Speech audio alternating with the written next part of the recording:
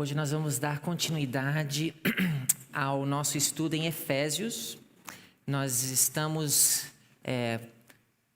indo em direção ao capítulo 5, que fala sobre o casamento.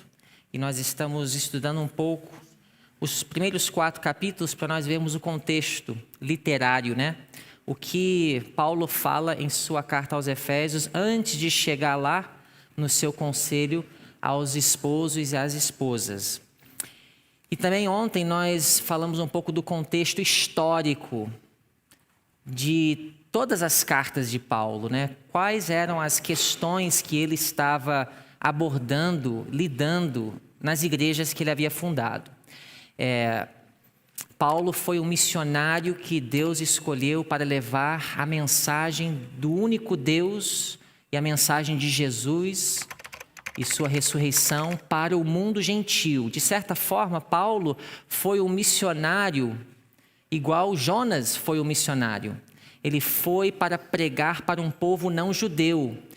Paulo estava cumprindo a comissão que Deus deu lá para Abraão, porque o plano de Deus para Abraão e os seus descendentes era de eles receberem os oráculos sagrados, a luz do Deus verdadeiro, o conhecimento de seu caráter e espalhar esse conhecimento para as nações, para abençoar as nações.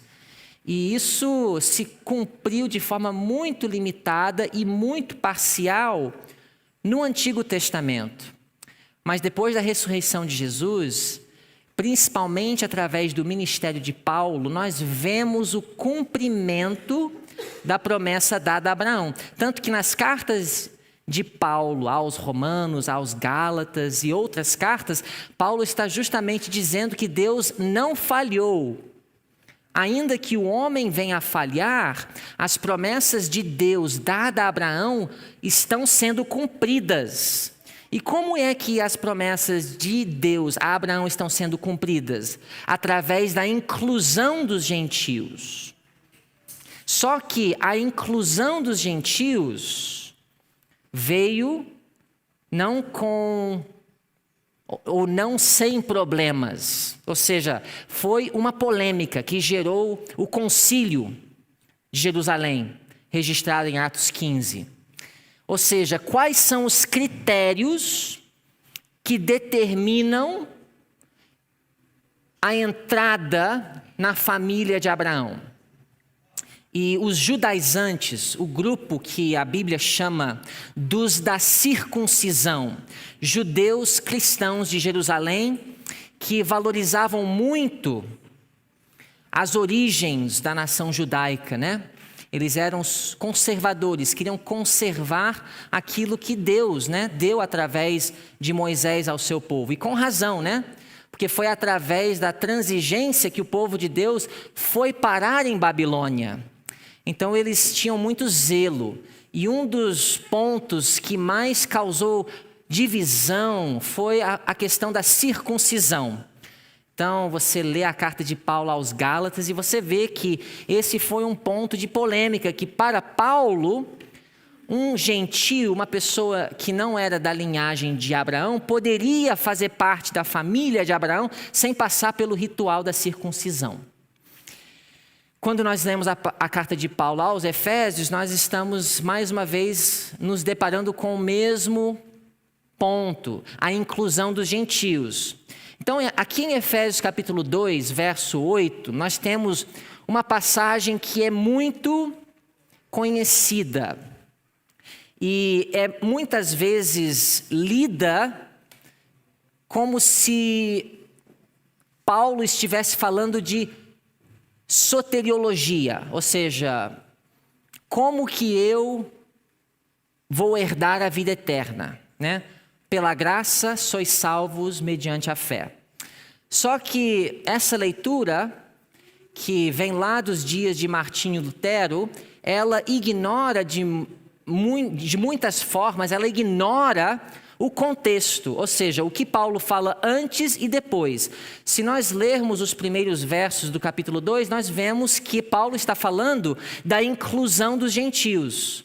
E se você ler os versos que seguem, a partir do verso 10 até o verso 22 de Efésios 2, Paulo está falando da inclusão dos gentios. Então, de alguma forma, nós temos que entender que o que Paulo fala sobre a graça e a fé em Efésios 2:8 tem muito a ver com a inclusão dos gentios. Então vamos lá, no verso 1, resumindo o de ontem, o que nós falamos ontem, nós lemos aqui Paulo dizendo, e vos vivificou. Paulo está se dirigindo aos gentios cristãos de Éfeso. E vos vivificou, estando vós mortos em ofensas e pecados, em que noutro tempo andaste segundo o curso deste mundo, segundo o príncipe das potestades do ar, do espírito que agora opera nos filhos da desobediência. Aqui nós temos uma descrição da degradação dos gentios, das nações, dos pagãos. No verso 3, Paulo fala, entre os quais todos nós também antes andávamos. Ou seja, os judeus não estão numa posição melhor diante de Deus. Os judeus também receberam o Espírito de Deus mediante a fé e foi pela graça. É aí onde Paulo quer chegar. O Espírito Santo é o selo que autentica quem é realmente um filho de Abraão. Não é a circuncisão. Essa é a polêmica de Paulo. E ele falou isso no capítulo 1. Que vocês, gentios, receberam o Espírito Santo, o selo de Deus. O selo que mostra que você agora faz parte da família. Que você é cidadão. Que você foi adotado. Legítimos filhos vocês são. Mesmo que vocês não estão dentro dos padrões do judaísmo. Porque no início do movimento cristão, era um movimento judaico. Então, os judeus cristãos que participaram do início do movimento, entendiam que para ser um cristão, você também precisava ter os marcos do judaísmo. Os marcos do judaísmo.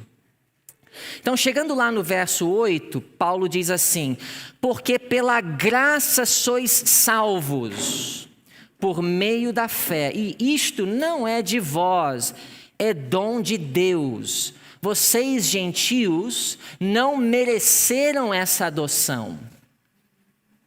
Vocês foram adotados pela graça. E o que vocês fizeram para receber essa adoção foi crer em Jesus. E com essa crença em Jesus, vocês receberam o selo do Espírito Santo, que operou uma transformação em suas vidas, e isso foi a evidência de que vocês agora são filhos de Abraão. Aí nós vamos aqui para o verso 11, dando continuidade, nós vamos ler dos versos 11 em diante, para vocês notarem aqui que Paulo está tratando justamente da inclusão dos gentios. Fica muito nítido, muito claro. Portanto, Paulo diz, lembrai-vos de que vós, noutro tempo, éreis gentios na carne. Ele está se referindo a quem? Gentios cristãos em Éfeso. E ele está comparando a sua vida passada com a sua vida presente. Antes, eles estavam mortos em pecados. Lembra? 2:1. Mortos em pecados. Agora, vivificados. Antes, eles estavam na carne. Chamados incircuncisão pelos que na carne se chamam circuncisão, feita pela mão dos homens. Vocês notam aqui no verso 11 que Paulo está de forma muito sutil desvalorizando a circuncisão, mas Paulo, na verdade, ele não era contra a circuncisão. Se você lê em Atos capítulo 16, Paulo fez com que Timóteo fosse circuncidado. Paulo não é contra a circuncisão. Ele é contra impor a circuncisão em pessoas que não são judias. Os irmãos compreenderam? O judeu que segue a Jesus não precisa deixar de ser judeu. Ele pode continuar circuncidando os seus filhos. Ele pode continuar guardando as festas judaicas. Ele pode continuar vivendo o estilo de vida do judaísmo. Mas agora, esses aspectos do estilo de vida do judaísmo não podem ser impostos aos gentios. Esse é o único argumento de Paulo. No verso 12, ele vai dizer o seguinte, que naquele tempo, falando da circuncisão, naquele tempo estáveis sem Cristo. Desculpa, naquele tempo, antes de serem vivificados, naquele tempo em que eles eram gentios na carne, naquele tempo estáveis sem Cristo, separados da comunidade de Israel. Vocês notem aqui, né? Eclesiologia. Eles estavam separados da comunidade de Israel. Então, quando Deus os salvou, Ele os salvou para adotá-los dentro da família, dentro da comunidade de Israel. Eles estavam como estranhos às alianças da promessa, não tendo esperança e sem Deus no mundo.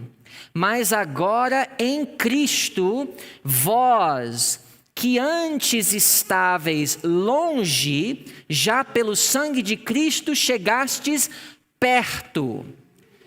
Então, irmãos, Paulo aqui está falando de algo que é, na verdade, uma impossibilidade. Uma integração de um povo para conviver com judeus, com unidade e harmonia, como uma só família. A integração de gentios na comunidade de Israel. Verso 14 diz: porque ele, Jesus, é a nossa paz, o qual de ambos os povos fez um, e derrubando a parede de separação que estava no meio. Irmãos, a parede de separação, de que Paulo está falando? A parede de separação. Paulo aqui está se referindo a uma parede que realmente existia em Jerusalém. Uma parede através da qual nenhum gentio podia passar. Para você chegar até o templo, você precisava ser um judeu, um homem. Porque tinha outra parede também que mulher não podia passar, mesmo que fosse judia. Então, em Jerusalém, nos dias de Cristo, nos dias de Paulo, existia essa parede. Inclusive, tinha lá uma placa dizendo que um gentio que passa daqui, passa com risco de morte. Tanto que uma vez, lá na frente, Paulo estava lá, e ele estava com os judeus, mas alguns de Éfeso confundiram e pensavam que Paulo estava ali, tinha ultrapassado o limite, estava com gentios. Vocês lembram da história? Foi por isso que Paulo foi preso. Tinha uma parede, literalmente uma parede ali no pátio, e tinha ali a corte dos gentios, o pátio dos gentios. E então essa parede dividia. Então Paulo aqui está usando como uma ilustração. Ele vai dizer que Jesus quebrou a parede que trazia alienação entre judeus e gentios. Verso 15 diz assim: na sua carne ele desfez a inimizade. Agora aqui nós temos um texto muito mal traduzido para o português, do grego. Em todas as versões do português. Inclusive a própria King James, na minha opinião, traduz mal esse versículo. Porque todas as versões aparentam dizer que no grego, o que trouxe inimizade é a lei dos mandamentos. Não é isso que a sua Bíblia diz? A lei, ela não trouxe inimizade entre os judeus e os gentios. Mas a lei trouxe uma separação necessária, temporária, para facilitar a missão de Deus através dos judeus aos gentios. Então, é verdade que na lei de Moisés havia mandamentos que intencionalmente distanciava os judeus dos gentios.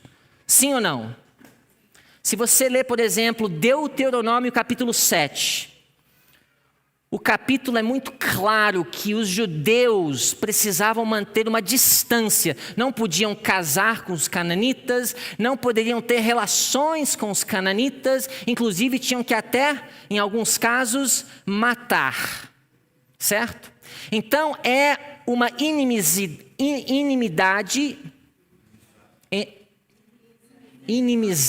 obrigado, em inglês é enmity, faltou o Z, inimizade que foi conduzida ou proporcionada pela lei. E obviamente o judeu, ele entendeu aquilo como algo permanente. Só que não tem como você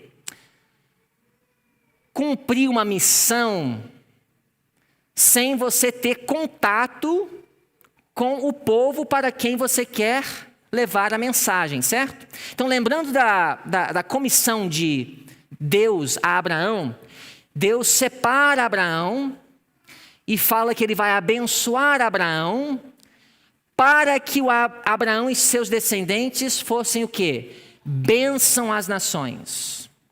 Então, quando você lê aqui em Efésios 2, que no passado havia essa inimizade, isto é, a lei dos mandamentos, que consistia em ordenanças para criar em si mesmo dos dois um novo homem fazendo a paz, aqui Paulo está falando de uma inimizade que foi proporcionada pela lei para manter aquela distância, mas que a lei em si não é inimizade. Vou repetir, a lei não é inimizade. Jesus, ele não cancelou a lei quando ele morreu. Ele cancelou a inimizade proporcionada pela lei. Os irmãos entendem? Por isso que a missão de Deus aos gentios depois da morte de Cristo, ela foi desenfreada. Os irmãos entendem? Depois de Jesus, o propósito de Deus para Abraão, o plano de Deus para Abraão foi cumprido, porque Jesus na cruz, ele aboliu a inimizade, não a lei, a inimizade proporcionada pela lei. Ou seja, aqueles mandamentos que falavam que você não pode nem ter contato. Tanto que quando Pedro foi ter com Cornélio, Pedro bate na porta da casa de Cornélio e ele fala para todo mundo na casa, ele fala, eu não poderia nem estar aqui comendo com vocês, porque a lei não permite, Pedro disse. Porque Pedro ainda não tinha compreendido até aquele momento que Jesus havia abolido a inimizade proporcionada pela lei. Os irmãos compreenderam? Agora, o grego, a construção da frase no grego é melhor traduzida como Jesus tendo abolido a inimizade e não a lei. Os irmãos compreenderam? Agora, essa tentativa de interpretar como Jesus aboliu a lei cerimonial. Eu sei que Jesus aboliu a lei cerimonial, mas Paulo não está falando da lei cerimonial. Ele está falando da inimizade que foi proporcionada pela lei de Moisés.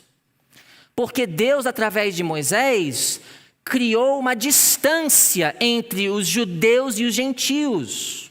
Uma distância necessária, mas provisória. Porque com a distância você não vai cumprir a missão. Então eu falei ontem e eu vou repetir.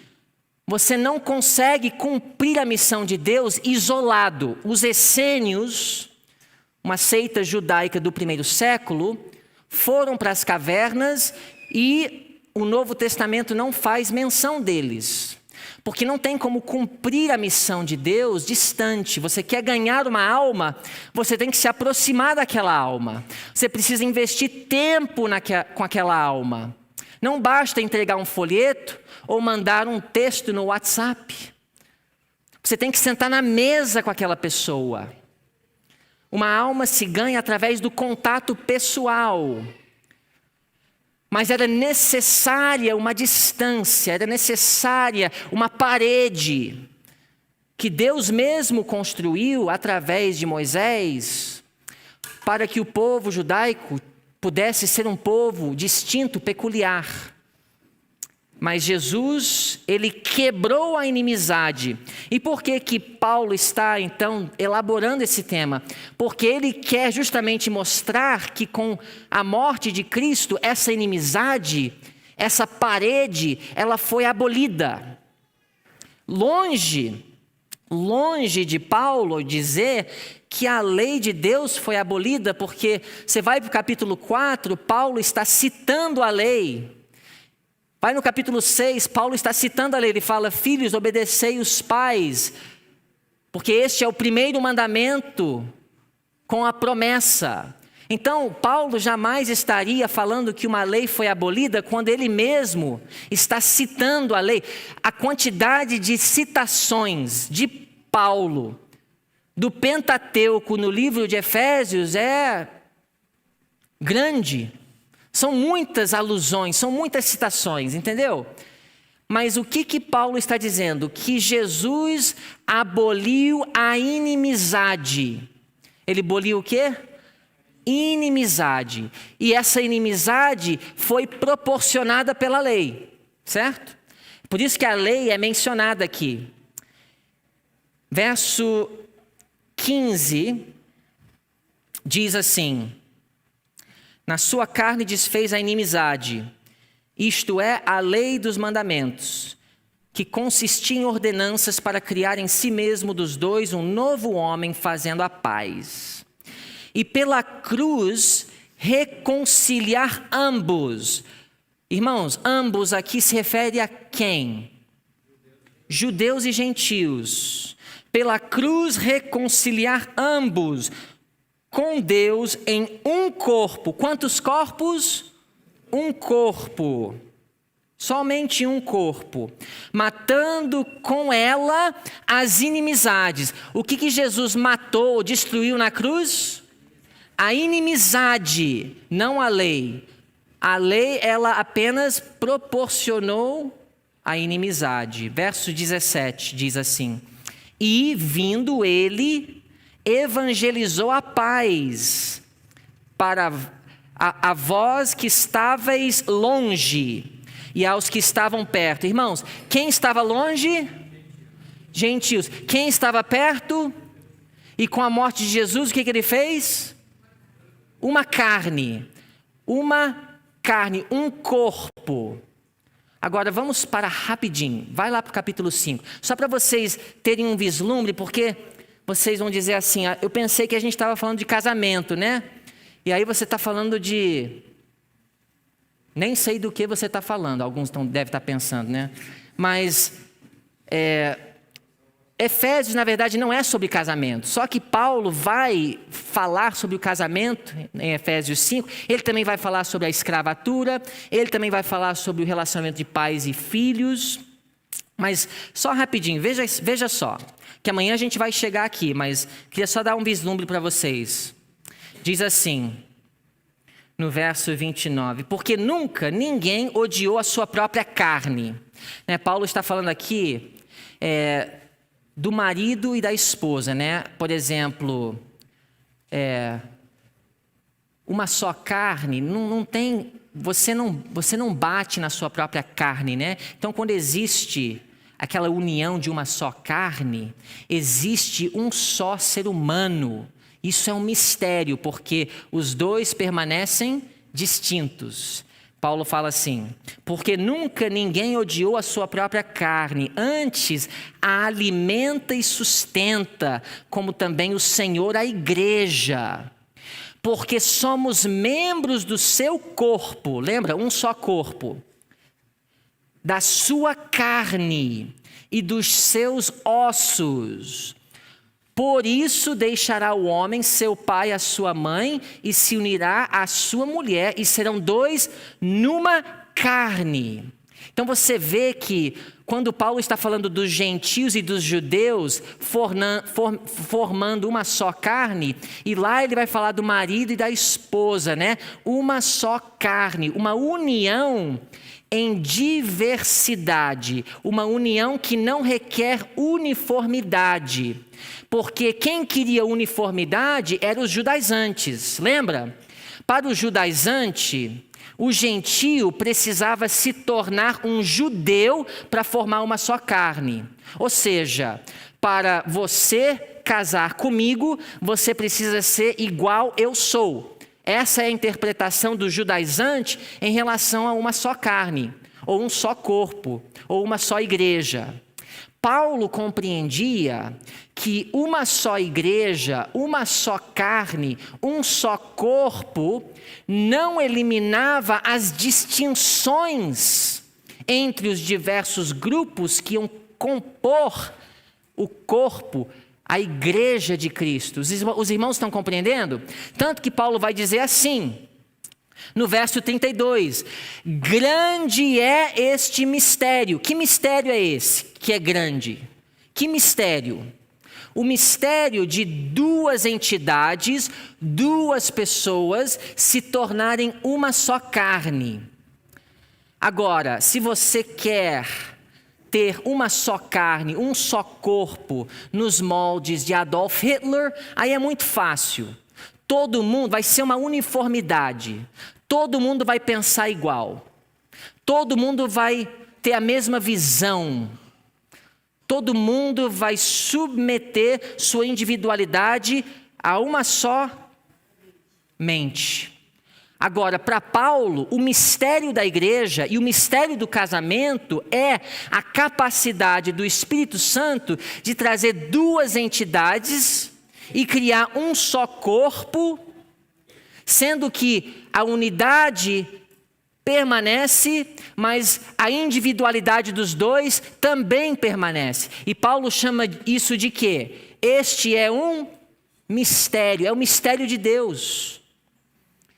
E Paulo vai esclarecer aqui, porque ele está falando de quê? Do casamento, né? Mas ele fala aqui no verso 32, digo, porém, a respeito de Cristo e da igreja. Cristo e a igreja. A igreja, para Paulo, é o tema crucial nessa carta.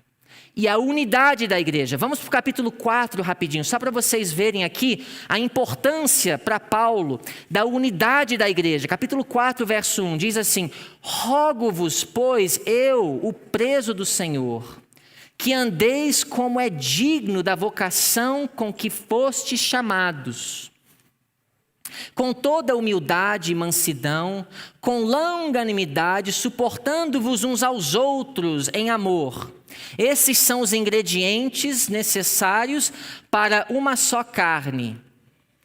Humildade, mansidão, longanimidade. Aí no verso 3 diz assim, procurando guardar o quê?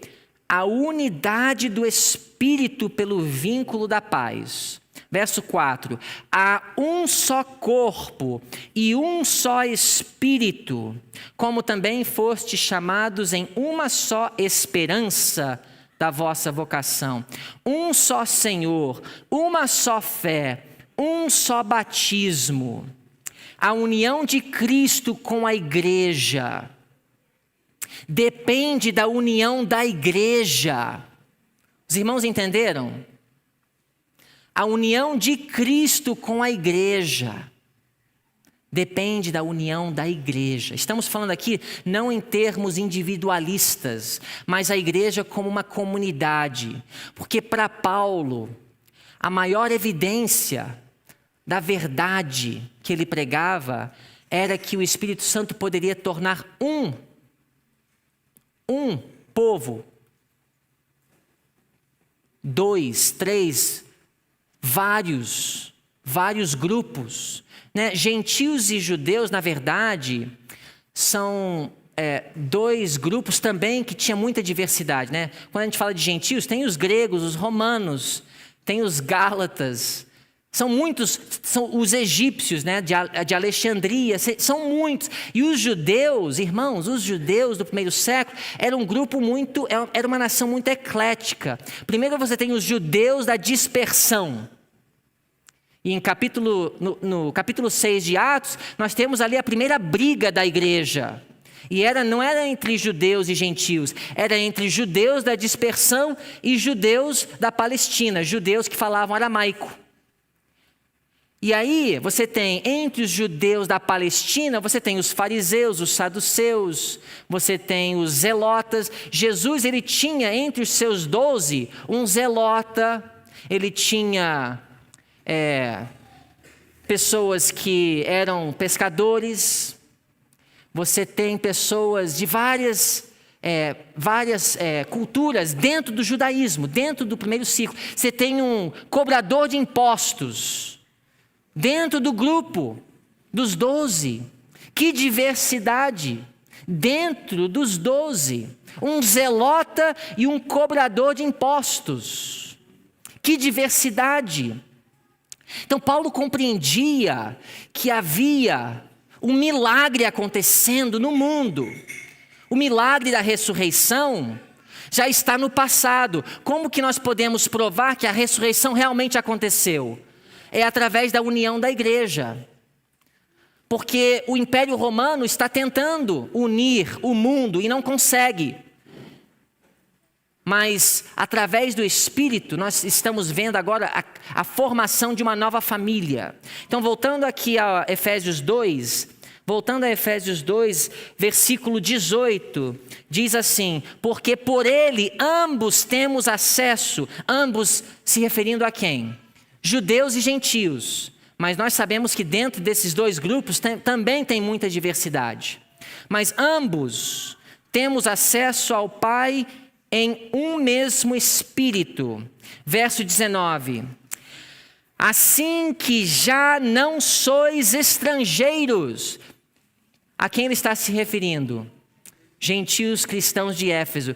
Irmãos, vocês não são mais estrangeiros, Paulo fala. Por que ele teve que falar isso? Porque às vezes eles poderiam se sentir como estrangeiros dentro da igreja, porque a igreja era um movimento judaico. E eles eram o quê? Eles eram de fora. Você já foi num local e você se sentiu como de fora? Estranho. Às vezes, irmãos, na minha igreja, por exemplo, chega uma visita e ela se sente como ela não pertence, sabe? Ela está ali, ela quer adorar com a gente, mas estamos lá fazendo os anúncios, e aí a gente faz 20 minutos de anúncio de coisas que não tem nada a ver com nada que ela entende. Então a gente está falando uma língua que é uma língua nossa, né? Inacessível a ela. E muitas vezes nós temos pessoas na igreja que se sentem como cidadãos de segunda classe. Você vai no avião, por exemplo, se você viaja de avião, tem lá aquela seção de primeira classe e a seção de segunda classe, e agora tem várias classes, né, dentro do avião. Eu e a minha esposa, nós sempre estamos lá atrás, na última classe, né? Eu nunca tive o privilégio de viajar de primeira classe, mas você se sente, quando você está andando no avião, você não pertence àquele grupo da primeira classe.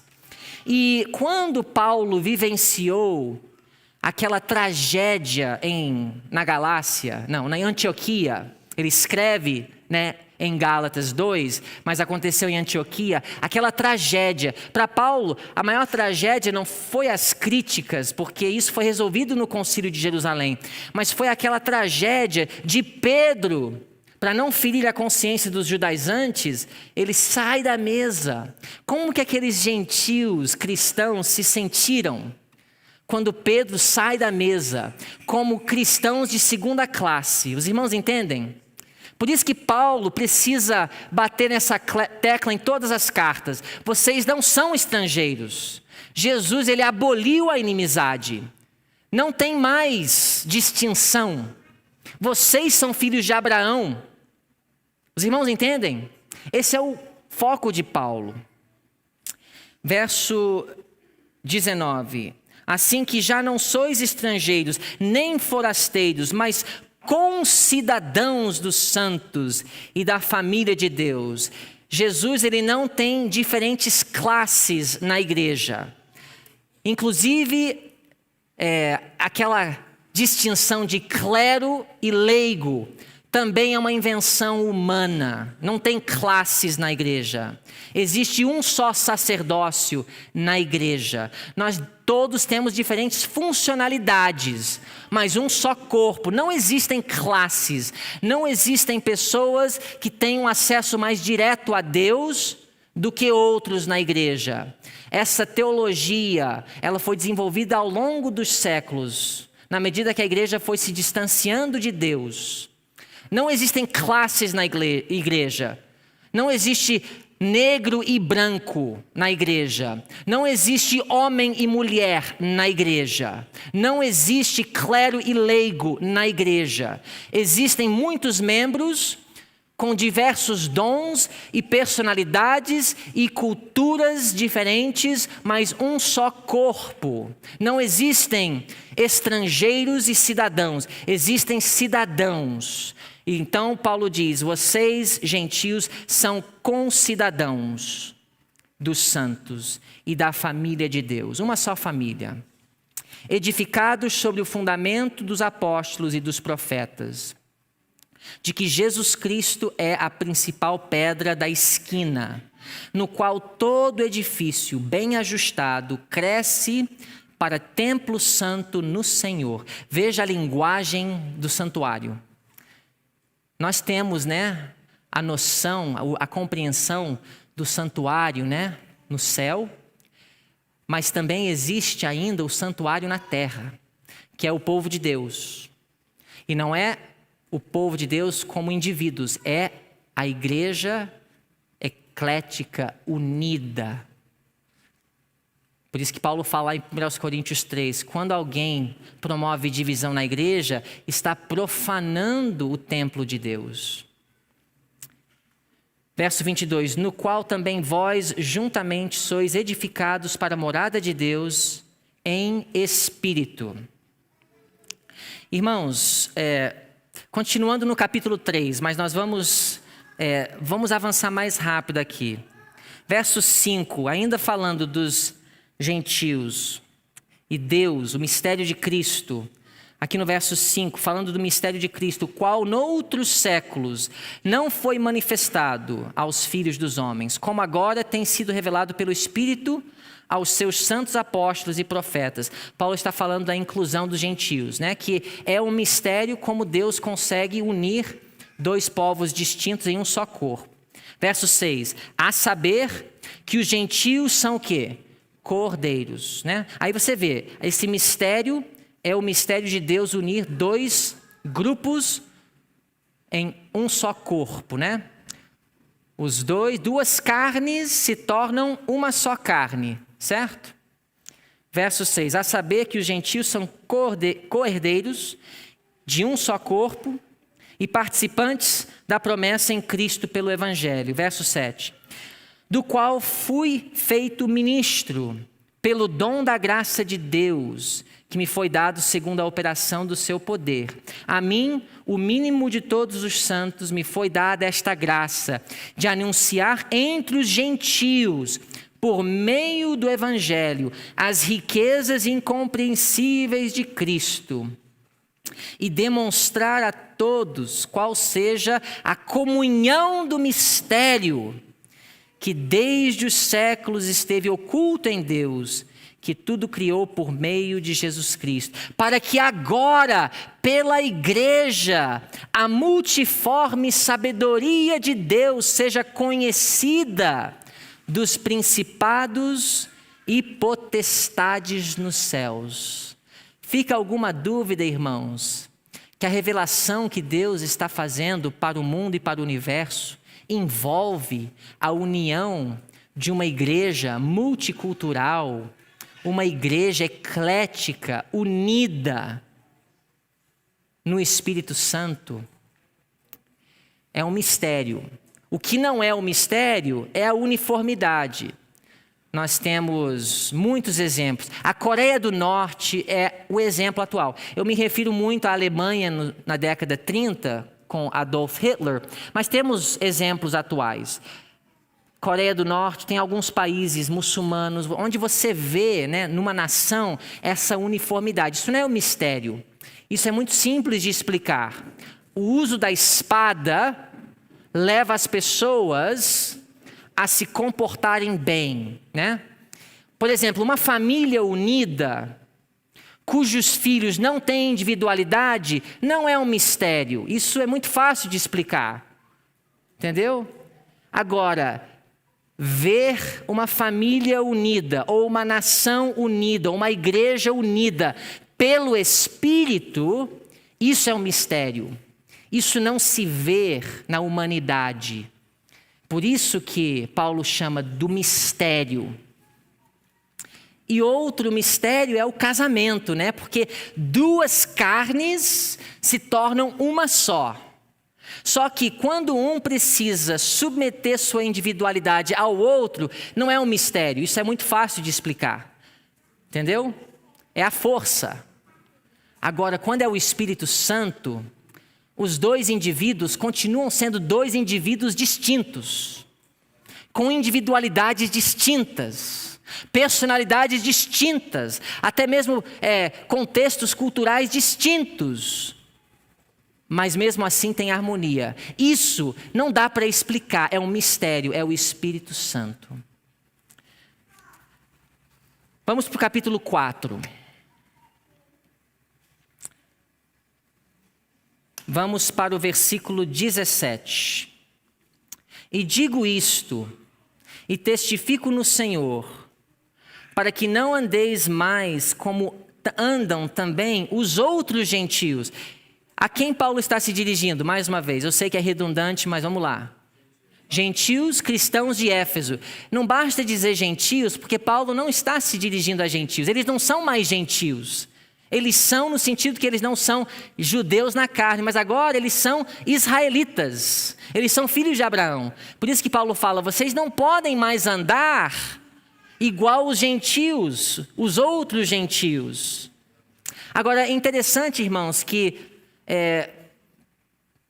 por um lado, Paulo fala que vocês não precisam adotar o estilo de vida judeu, no tocante à circuncisão, observação de festas, mas, por outro lado, se você ler o restante do capítulo 4 e lá no capítulo 5, Paulo está dizendo para eles que eles precisam viver como os judeus. Mas de que forma eles devem viver como os judeus? Não mentir, não roubar, não cometer adultério. Ou seja, ele está citando o quê? Os 10 mandamentos. Note, você vai ler aqui no capítulo 4, por exemplo, que vocês não devem mais andar igual aos gentios. Mas como, Paulo? Como que nós devemos não mais andar igual aos gentios. Veja o que diz, por exemplo, no versículo 25. Por isso, deixai o quê? A mentira. Que mais, Paulo? Verso 28. Aquele que furtava, não furte mais. Note bem que Paulo não está dizendo que eles precisam adotar a circuncisão e adotar as festas judaicas. Mas isso não quer dizer que agora o cristianismo tem um divórcio total do judaísmo. Não houve divórcio. Os irmãos entendem? Nós, como adventistas do sétimo dia, nós compreendemos que não houve um divórcio. Esse divórcio aconteceu gradualmente depois, quando os gentios cristãos começaram a se distanciar dos judeus. Depois da destruição de Jerusalém, os romanos se tornaram hostis ao judaísmo. Então houve essa tentativa de criar uma distância maior. Paulo já começou a criar uma distância, mas essa distância não era uma distância. Era, na verdade, apenas o dizer que eles não precisam viver o estilo de vida judaico no tocante à lei cerimonial e também à circuncisão e às festas judaicas e tudo mais. Você não precisa se tornar um judeu para ser um cristão.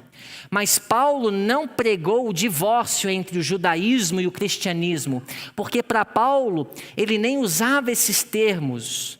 Para Paulo, o cristianismo era a família de Abraão, que era os judeus. Mas agora os gentios também fazem parte dessa família. É como se na mente de Paulo ele não estava fundando uma nova religião, mas ele estava apenas incluindo o foco da religião, que era os gentios, dentro da família real. Então Paulo ele vai elaborar aqui o estilo de vida daquele que faz parte da família de Abraão. Não se envolver com a imoralidade sexual, não furtar, não mentir. Irmãos, nós vamos então parar por aqui hoje, porque o nosso tempo está terminando. A partir de amanhã nós vamos para o capítulo 5, verso 21, e nós vamos falar então sobre o que Paulo fala sobre o casamento. Agora vocês têm um contexto, eu acredito que esse contexto é importante, porque Paulo ele não trata do casamento como um assunto isolado da carta. Tudo está interligado, e eu espero que hoje isso tenha ficado claro. Eu gostaria neste momento, irmãos, de abrir mais uma vez um espaço para nós podermos fazer comentários, perguntas. A Melissa vai também participar. Pode ser relacionado ao tema do casamento, relacionamento. Lembrando que hoje à noite a Melissa vai apresentar as 5 linguagens do amor, que é um tema que é muito bom, não só para os casados, para todos. As perguntas de hoje podem ser relacionadas ao texto de Efésios, perguntas sobre o casamento. Agora fiquem à vontade, só levantar a mão, nós vamos trazer um microfone até vocês. E terminando esse período de